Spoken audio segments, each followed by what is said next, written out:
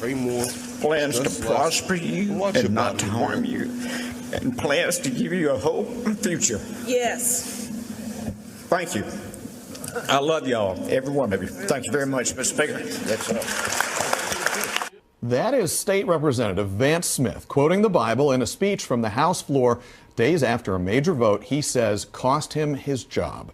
He voted against fellow Republican Governor Brian Kemp's top priority tort reform legislation. A day later, Smith says the board of directors at his workplace in Harris County fired him. On March 20th, SB 68 comes up for a vote. It passes by the narrowest of margins. You are one of a few Republicans who votes against SB 68. Right. Less than 24 hours later, you find out that you've lost your job as president and CEO of the Harris County Chamber of Commerce. Right. What was going through your mind when you found that out? I was very shocked. I'm a homegrown guy right there. And it's kind of devastating to me and my wife especially. That's tough, you know. You can break my arm, but when you hurt your feelings, that's tough. And the executive committee, members of the executive committee told you, because of your vote on SB 68, your services were no longer needed leading the chamber. It was more or less my vote was not leading the chamber in the right direction that they wanted to go, and therefore they wanted to part ways with my services.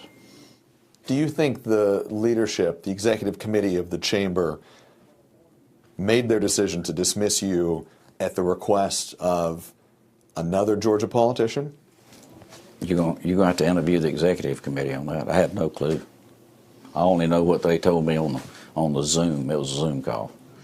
Knowing everything you know now, would you have voted differently on SB 68? I have no reservation why. I mean, I voted the way I voted. I mean, even I wouldn't change that. All the things that happened after your vote. We got to vote on legislation, whether it's good or bad. You can't worry about whether you're going to lose some money in the budget or lose a chairmanship or whatever. You vote because of the legislation.